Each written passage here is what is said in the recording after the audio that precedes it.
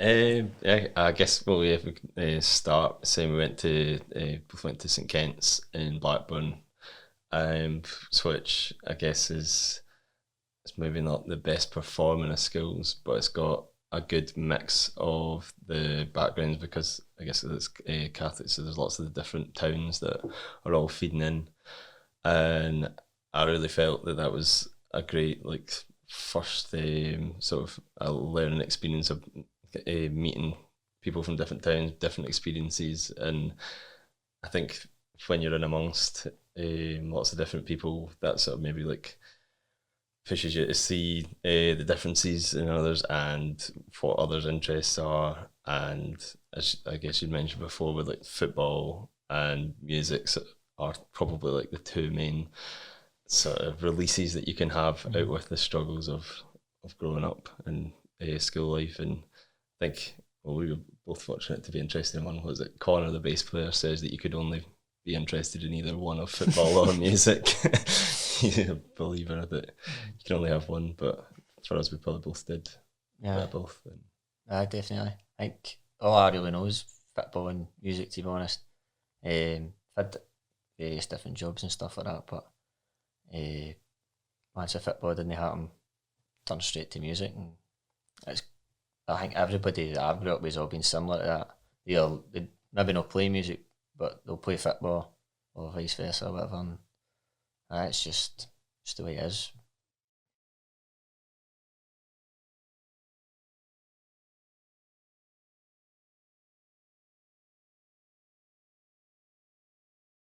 Mm-hmm. Aye, so as you said, we sold out King Tut's. That was the goal.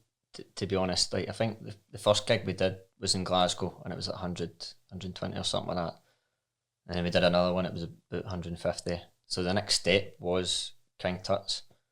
When we done that, the next step was what was it, G2? Yeah, I take the garage. So that was like 350.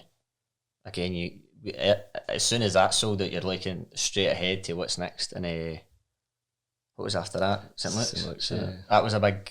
That was the one I was most nervous about. Obviously, was nervous about King Tut's and that, but I was quite confident if we sold Tut's out, we'd sell it G2. But St Luke's is like double the size, so uh, that was quite nerve wracking trying to get that one. But again, we managed to sell that one out as well. I think when you talk about like the heritage and that sort of natural progression from I think the King Tut's and the Barrowlands are definitely the two most iconic, but I think St Luke's will probably quickly become the sort of the halfway point almost between them. It's maybe a bit closer in size to Tut's, but I think St Luke's a phenomenal venue, like That's beautiful. stunning outside and inside, and yeah, then the fact it's just around the corner from the Barrowlands as well, like helps for sort of making that like a hub, a sort of great just music history really. And I think the bar is maybe a bit of a stretch at the moment, but obviously that would be the ultimate aim. I think any Scottish act would always want to play. I mean, many international acts as well say it's like one of their favourite, if not favourite, venues in the world. There's just something a bit special about the Barrowlands. So we'd always hope to get there one day. We did play there. We supported Lewis on the first time he played the Barras. Just acoustic, just me and Dan. So got a wee taste for it.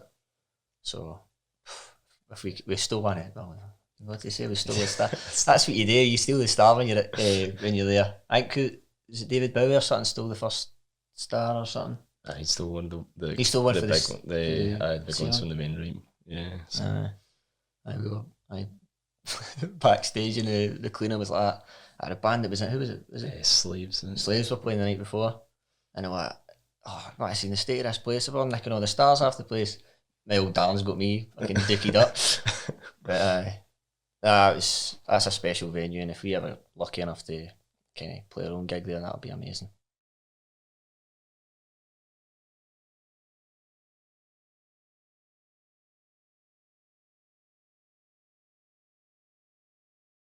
It's been massive, eh? Yeah. He's to be like everything he's done. He's looked after us as well. Do you know what I mean? He's always gave us support slots and that. We've never asked him for anything. So he doesn't need to do anything like that. we know him obviously, but he doesn't need to do that to us, and he does. So it's that's amazing, and obviously the Snuts coming through as well. I'm sure we'll get on to them, but it's mental. I think it's great because it's not like a major city. I think that's because music industry always kind of pick out all these major cities and they try to focus on them, but I think that's why it's kind of pretty cool about that. I think that's quite a good thing anyway. I think that's what makes it, I guess, like harder to sort of to talk about as an entity, really. But if you think of like the Glasgow music scene as an example, you're maybe thinking of like the up and coming bands from the city, but you're also then thinking of the venues stuff. Whereas West Lothian doesn't really have that. I think I feel like more like the West Lothian music scene is more almost just the group of people that like would have hung about like at school age, and definitely like from our perspective with Lewis and us, we were all like at this sort of similar age at St Kent's and doing different like sort of talent shows or whatever at the school, so we'd have been used to seeing everybody through that. But I guess in that respect, it's like it's a lot harder probably in West Lothian to be like showcased, and that's why it's maybe more impressive that there are a few people like really like hitting heights. I mean, Lewis is obviously stratospheric, and it's not close behind. But it's like you're saying, there's no many venues in that around like where we're from, so it's not like a scene in that sense. But we just probably just go to the Glasgow scene really, and that's where we play most of our gigs anyway. Glasgow, the new stay in Glasgow now as well. So there's Michael. I don't know if it's like a good thing or a bad thing in terms of not being from Glasgow, but obviously the Glasgow venues are going to be the best ones to play. Therefore, that's always, whether it was from West Lothian or Glasgow, I think everybody would have the same targets with like Tuts and what have you. But maybe because we're a bit outside, it's like don't really have us like necessarily like I fit in with that scene. But it's maybe allowed the West Lothian folk to just all do their own thing, and that's true. And I think what's good as well is like I think the acts are varied enough as well that it's not just the same person. Yeah, just like, we're all kind of all different as well.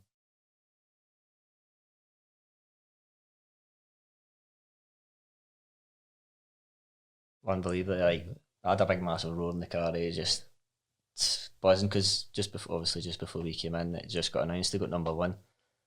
So straight on the phone to me, Jack, and guys, unbelievable. Like especially like who they were up against. You know, up against a Disney character that's got millions and billions of followers and all that, but shows you the power of music and gives you a wee bit of like faith, keeps you faith. I mean, I say we're gonna have like a number one, but other bands might, you know what I mean, rather than just being these pop artists and stuff. So I'm just honestly buzzing for them, man.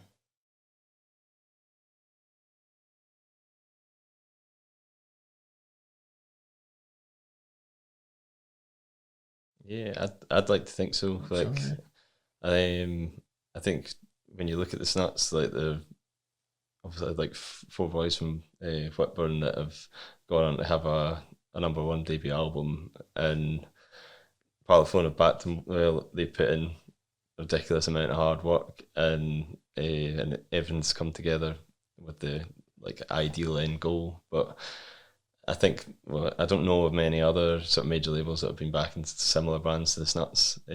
So hopefully this is the start of them taking notice to see that it can be a successful route to go down. And I mean, goodness, if we could beat Demi Lovato, like four working class guys from West Lothian, then really anything's possible.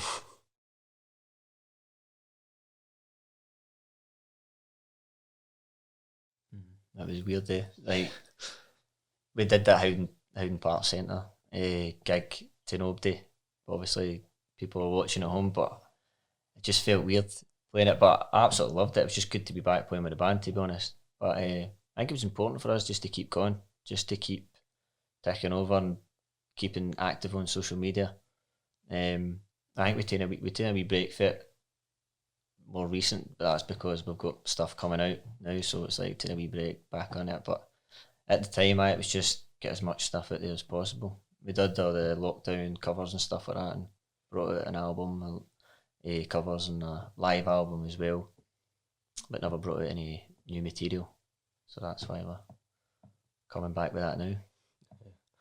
I think, like it's mentioned, like the momentum was really building, and I think it's obviously everybody's in the same boat where it's quite tough to take when everything sort of just suddenly stops. And I guess that initial period afterwards was sort of a lot of adjustment, but I think we got stuck into sort of like working across like the internet, just sending ideas for new tunes, and obviously making the cover videos was quite a good way to sort of, I guess, keep engaging with people. Kind of new way of writing for us as well. Yeah. It's like not being in the same room.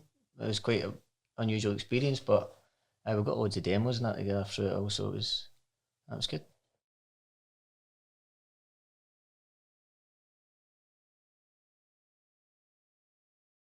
I mean, me personally, it's my favourite song that we've done. I think it's our best song. So, I mean, obviously, the aim is always to make the new song better than the one that came before it, and but I definitely feel like it's our strongest effort, and hopefully it's a case of like that will resonate with people as well. It's been a long time in the making. As far as you mentioned the Born Slippy cover, I think around the time that we first started doing that was around the time that Sink or Swim would have been first played as well, because I think we did both of them in Connor's old. It's got some memory. When I played in that the bit in Bathgate, yeah. So it's been kicking a bit for a while, this tune, but it's totally like different for the way it was at the beginning. I mean, I totally redone the lyrics as well, and we've added in loads of bits. I think you kind of gave that wee buff to that song, didn't you? Because you started putting some synths and stuff on it, and some cool instruments. So there was a stage where when I first left uni, I had a job down in England, so I was staying in the lovely Warrington, and my flat looked onto the River Mersey, and I was like, "Why working on the ending to that song?" And now, like, unbeknownst to me, like later on, there's words added in that's talking about drowning, which is kind of fitting that I was looking at the River Mersey, but I wasn't drowning. Luckily. I never knew that story when the lyrics, so that's quite cool to know. It's all come together nicely. But yeah, I think we worked pretty hard when we did it at some point last year, July was it? We recorded it, and it was hot days in the studio. We had actually the mugs. There's a guy who plays sax on the song, who plays bass in the Wailers, I think. That's Celtic. Yeah, big Celtic guy. Yeah. So there's like footage of him playing bass to like thousands of people in a field in Hamburg, and then he just nipped in the studio, put some sax down on our song. So 15 minutes. See you later, mate. Yeah. Cheers for that. Yeah, it was amazing. But it was the first time I've ever had like saxophone. We've got Dan plays trumpet as well, so we've got trumpet on a few of the tunes. But and that's the first time we got the sax out, and it sounds class.